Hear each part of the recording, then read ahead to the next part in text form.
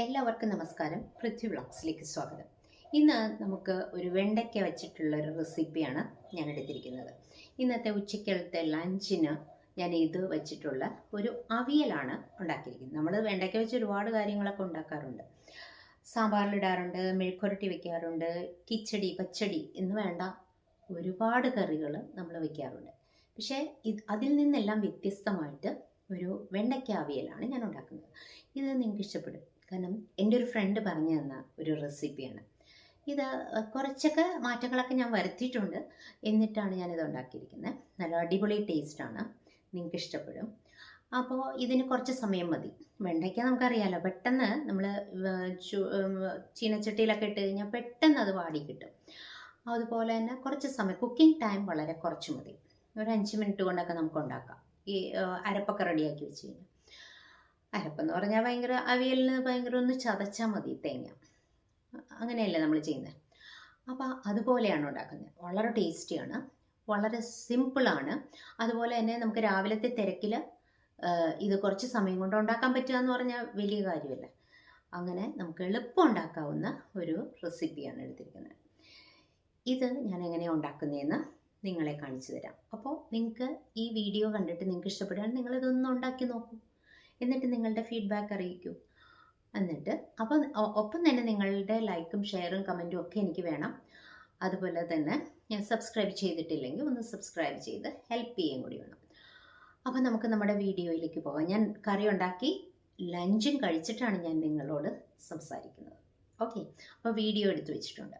വരും, നമുക്ക് നമ്മുടെ വീഡിയോയിലേക്കൊന്ന് പോയി നോക്കാം. വരും.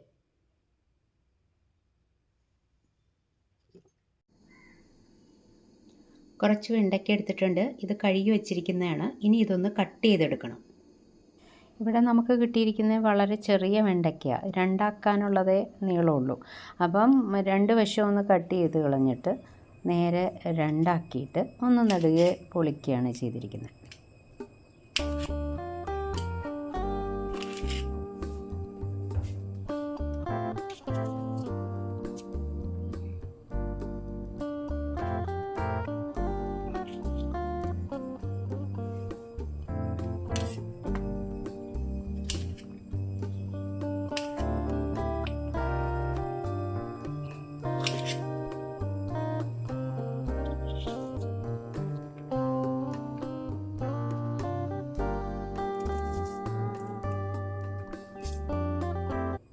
വെണ്ടയ്ക്ക കട്ട് ചെയ്ത് കഴിഞ്ഞു, കണ്ടോ?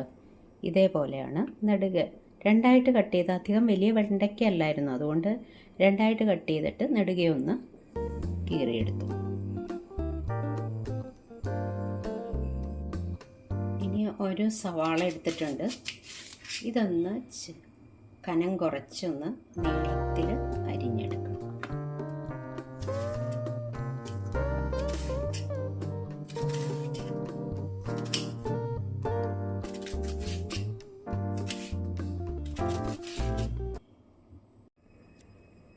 ഒരു സവാള കട്ട് ചെയ്ത് വെച്ചിട്ടുണ്ട്, നീളത്തിലാണ് കട്ട് ചെയ്തേക്കുന്നത്. അതുപോലെ തന്നെ 2 പച്ചമുളകും.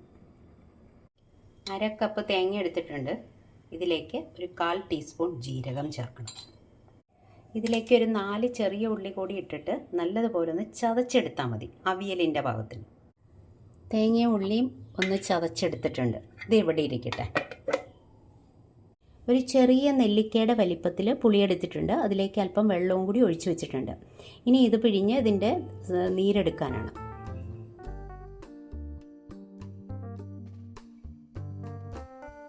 ഞാൻ കുക്കിങ്ങിനൊരു മൺചട്ടിയാണ് എടുത്തിരിക്കുന്നത്. അപ്പോൾ അത് കഴുകി ഇവിടെ വെച്ചിട്ടുണ്ട്. എന്നിട്ട് ഇതിലേക്ക് കുറച്ച് എണ്ണ ഒഴിച്ചു കൊടുക്കണം.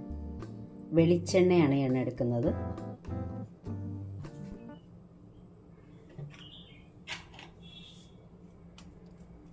വെളിച്ചെണ്ണ ഒന്ന് ചൂടായി വന്നോട്ടെ. വെളിച്ചെണ്ണ ചൂടായി വന്നിട്ടുണ്ട്. ഇതിലേക്ക് നമ്മൾ കട്ട് ചെയ്ത് വെച്ചിരിക്കുന്ന സവാള, 2 പച്ചമുളക് ഇത്രയും ചേർത്ത് കൊടുക്കാം. ഒന്ന് ഇളക്കി കൊടുക്കാം.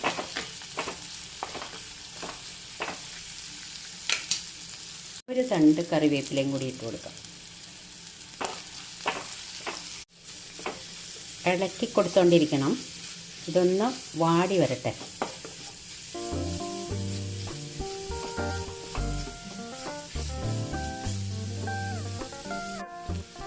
കുറച്ച് ഉപ്പിട്ട് കൊടുക്കാം.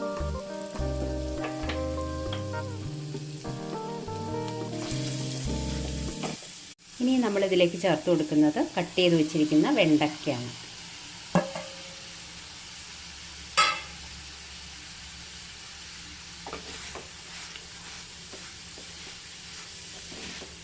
വീണ്ടും ഇളക്കി കൊടുക്കാം.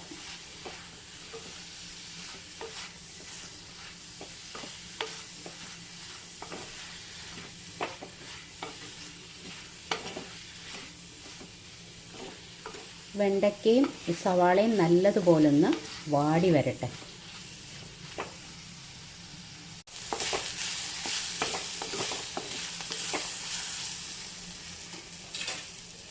ഇതിലേക്ക് കട്ട് ചെയ്ത് വെച്ചിരിക്കുന്ന ടൊമാറ്റോ ഒരെണ്ണം നീളത്തിൽ തന്നെയാണ് ഇതും കട്ട് ചെയ്ത് വെക്കുന്നത്.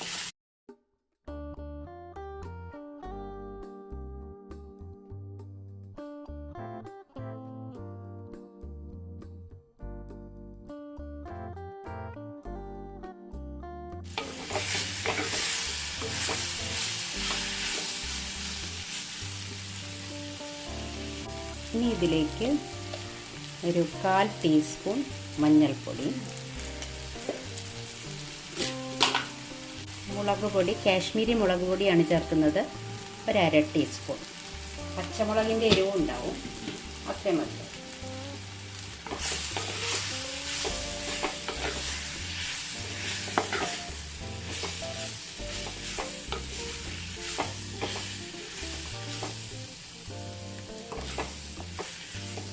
ഒന്ന് നല്ലതുപോലെ ഇളക്കി കൊടുക്കണം.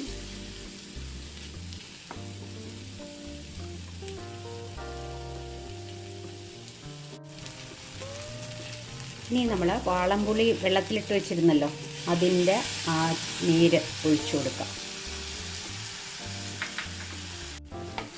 ഈ കറിക്ക് തക്കാളിയുടെ ഒരു പുളി ഉണ്ടാവും, പിന്നെ ഇപ്പോൾ വാളംപുളി നമ്മൾ അല്പം പിഴിഞ്ഞ് ചേർത്തിട്ടുണ്ട്.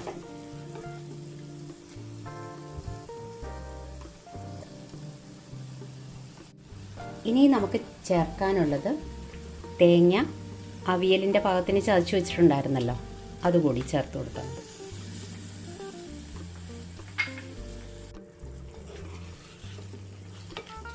ഒന്ന് ഇളക്കി കൊടുക്കാം.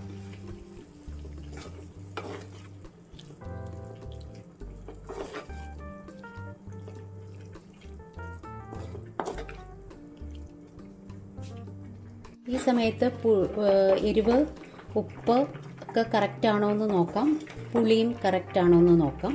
ഇനിയിപ്പോൾ ഉപ്പ് കുറവാണെങ്കിൽ നമുക്കൊന്ന് കുറച്ചും കൂടെ ഒന്ന് ആഡ് ചെയ്ത് കൊടുക്കാം. ഞാനിപ്പോൾ നോക്കിയപ്പോൾ കറക്റ്റാണ്, കുഴപ്പമില്ല. ഇനി ആഡ് ചെയ്യേണ്ട ആവശ്യമില്ല. ഒന്ന് തിളച്ചാൽ മതി. നമുക്ക് സ്റ്റൗ ഓഫ് ചെയ്ത് വയ്ക്കാം. നമ്മുടെ കറി നന്നായി തിളച്ച് വന്നിട്ടുണ്ട്. ഇനി സ്റ്റൗ ഓഫ് ചെയ്ത് വയ്ക്കാം.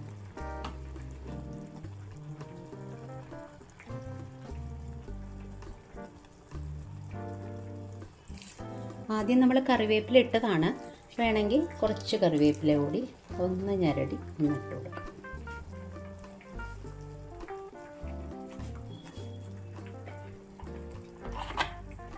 ലാസ്റ്റ് ഒരല്പം പച്ച വെളിച്ചെണ്ണ കൂടി ഒന്ന് ഒഴിച്ചു കൊടുക്കാം.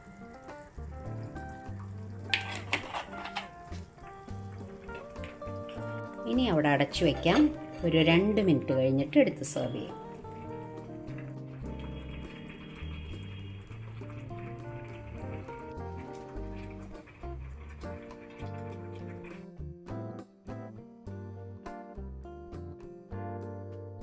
എൻ്റെ വെണ്ടയ്ക്ക വെച്ചിട്ടുള്ള അവിയൽ കണ്ടല്ലോ, ഇഷ്ടപ്പെട്ടോ നിങ്ങൾക്ക്?